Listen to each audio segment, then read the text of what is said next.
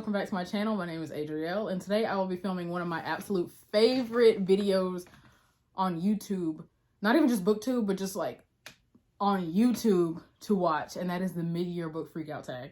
Last year I really wanted to film one of these, but I had no YouTube channel, so I was just like thinking of what my answers to the questions would be if I had one, and just imagining like, what if? And this year I was like, yeah, I'm just gonna get a YouTube channel and then I'm just gonna do the tag. So doing this right now is like a small dream come true. So basically, if you don't know, the mid-year book freakout tag is just like 15 or so questions about like how your reading has been so far. And you just kind of talk about, you know, it's just questions and you answer them. Without further ado, let's get into the video. Also, it's raining outside today. It's been raining for the past like 4 or 5 days. And it's like summer here. So it's like summer afternoon rain, which is my favorite vibe. That like summer afternoon rain. Like if you know, you just know. I absolutely love that. And the questions are this way. So again, I always say this in every video, but I will be looking that way a lot just because questions. Now you see what I see. Question number 1 is the best book you've read so far in 2021. Also, if I say 2020 in this video, you know what I mean. I'm just like,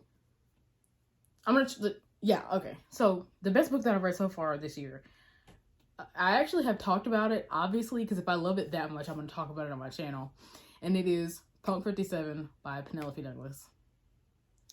If you don't know, this book is about 2 people who are pen pals, and one's a guy and one is a girl, and they've been writing each other letters for years because they got assigned each other at their little school thing that they were doing, because it was like every student was writing to another student from a different school. And they became really close, and they started to develop feelings for each other, but they didn't want to meet because they didn't want to ruin the thing that they had. So they felt like meeting might ruin what they had. But then they do meet, and then they don't like each other at all, really. And then it's such a good book. It's such a good book. And it's my favorite one that I read this year. And I don't even own it physically. What a crime. But like I said earlier in one of my other videos, I'm on a book buying ban right now, so I'll just have to wait until my ban is over, and then I'll be able to get it physically, which is going to be a great day when that happens. That'll be one of the first books I get when the ban is over. Question number 2 is the best sequel that you've read this year. And that answer is Chain of Iron by Cassandra Clare. And I say that because I absolutely adore these characters. I adore this world. I've been reading these books since I was 15. Yeah, since I was 15, so it's been just years of, not quite 10 years, but like almost, of just reading these books. Like they've just been there for me just throughout all of high school and all of college. I don't want to say much of what's happening in this book because it is a sequel, so I don't want to spoil anything for anybody who has not read the first one, which if you have not read the first one, you totally should. I totally recommend it. This is one of my favorite book covers. The first one has one of my favorite book covers of all time. So yeah, there they are together. The question number 3 is a new release that you haven't read but you want to.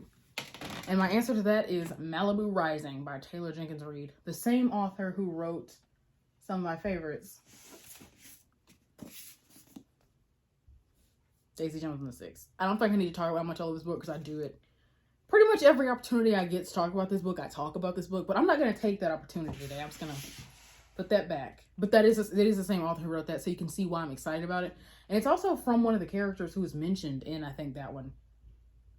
So it's from a different perspective of a character that we've already met, from my understanding. So that's also very exciting. But knowing how much I love her writing, I would be excited of whatever she releases, regardless of like who it's about. Number 4 is the most anticipated release for the second half of the year. And I actually couldn't think of anything. Like, I know there's going to be books that I'm going to be excited about when I learn about them, but I don't feel like I've been keeping up with what's coming out later in the year. All the releases that I was excited about were early year releases. Like, you know, Malibu Rising or Chain of Iron, things like that. Like, I wasn't really thinking, like, into the fall. I don't know why exactly. I don't know. I'll find something to be excited about, but at the time of this recording, I don't really know what I'm excited about for the fall, as far as books go. Question number 5 is, what is your biggest disappointment from the year? And I can honestly say American Vampire Volume 1 by Scott Snyder and Stephen King. I'll link the video that I'm talking about that book above so you can kind of see more of my thoughts on it, but just know. Question number 6 is, what was your biggest surprise? I'm going to link this vlog above too. My biggest surprise of the year is The Great Gatsby.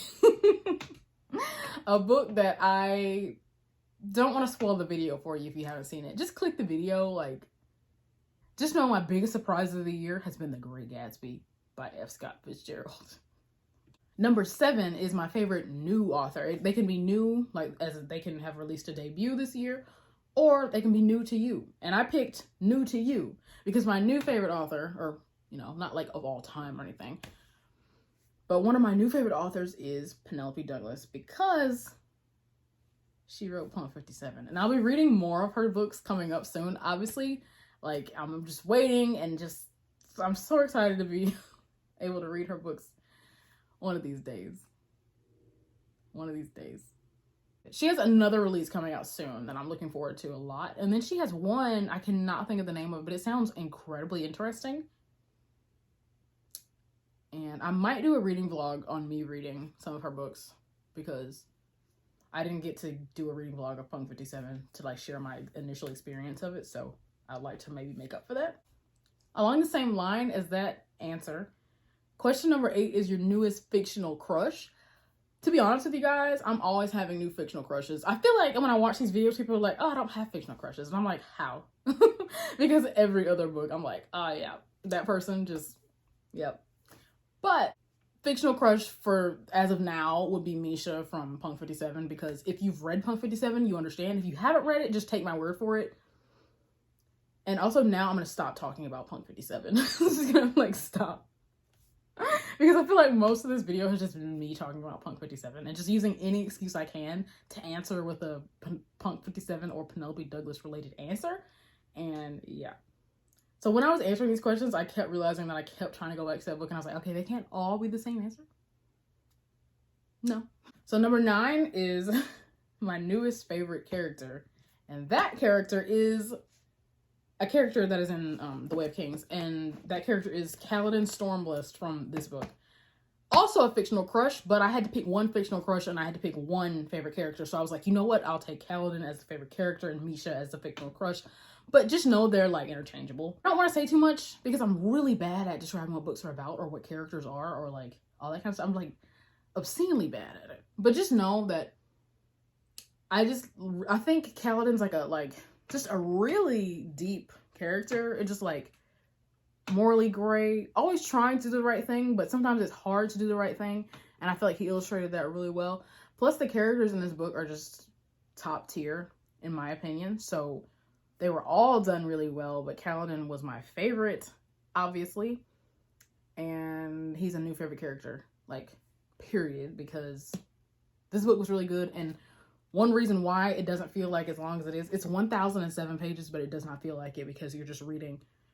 And one reason why is because you just love the character so much that you want to see what happens to them. So you're just flipping to, you know, see what happens to these characters you've invested time and emotions into. Question number 10 is a book that made you cry. I've kind of given this away recently in my recent videos, but The Song of Achilles by Madeline Miller definitely made me cry. The ending was very, very emotional. The whole book was emotional in my opinion, but the ending took emotional to a whole nother level. It was like emotional, but times 10.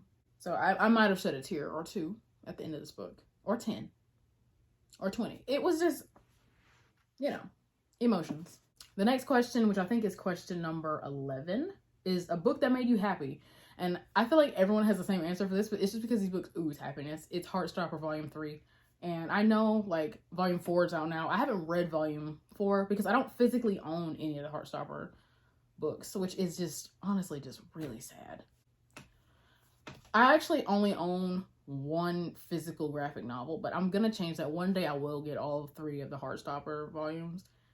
And then the 4th one, of course, so like all 4 of them. But when you get the Kindle versions, you have to wait like an extra year after it comes out to be able to get it.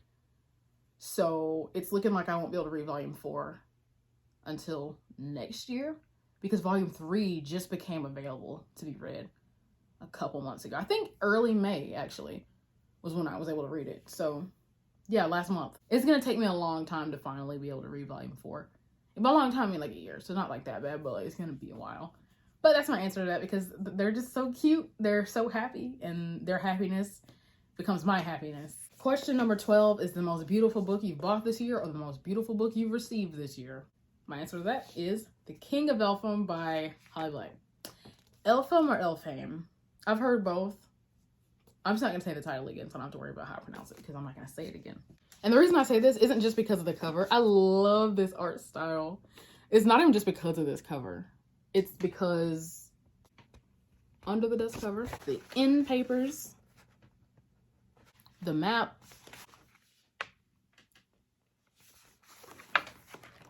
and the fact that it has illustrations throughout the book. That's why. Just absolutely beautiful. Absolutely beautiful. This is clearly the most beautiful book that I've received this year. Did I buy this, or I think I bought this one. I didn't get it from anybody. So yeah, this is the most beautiful book that I bought this year. And I've been thinking about reading it again just because I love the little cozy fairy vibes, like whimsical vibes that it has in here. So I'm thinking about reading it again, but we'll see. The next question, which is number 13. I hope I didn't skip one, but knowing me, very possible. Question number 13 is books that you need to read by the end of the year. I have several. I have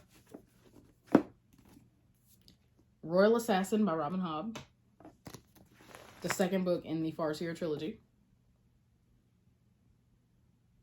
I think I read the first one in December, I think.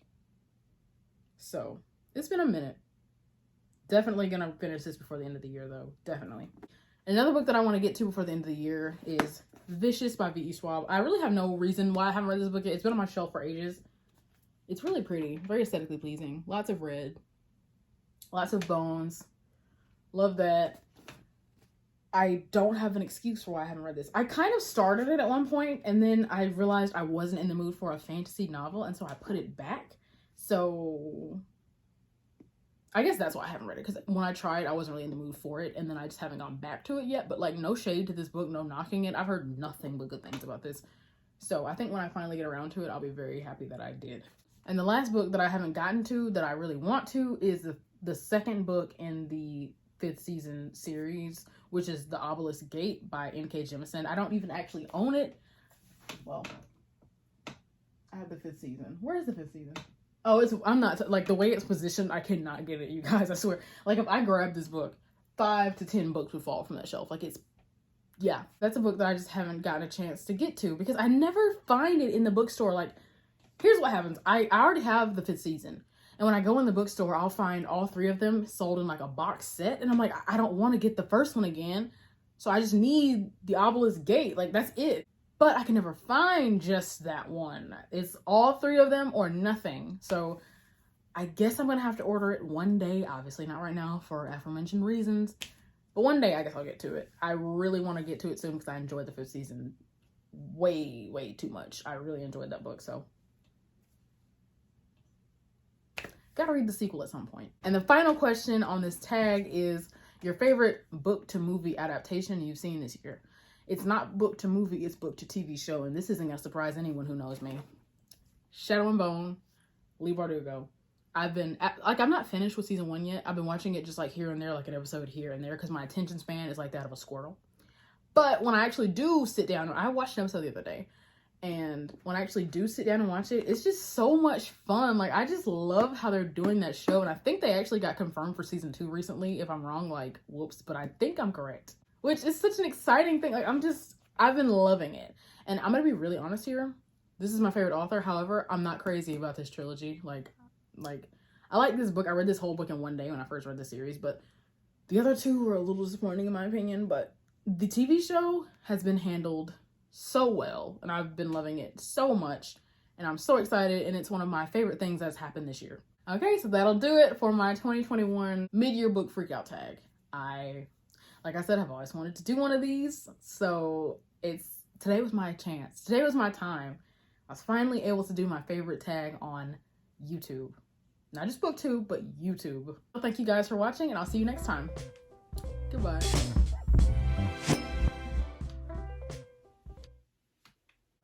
I like this height.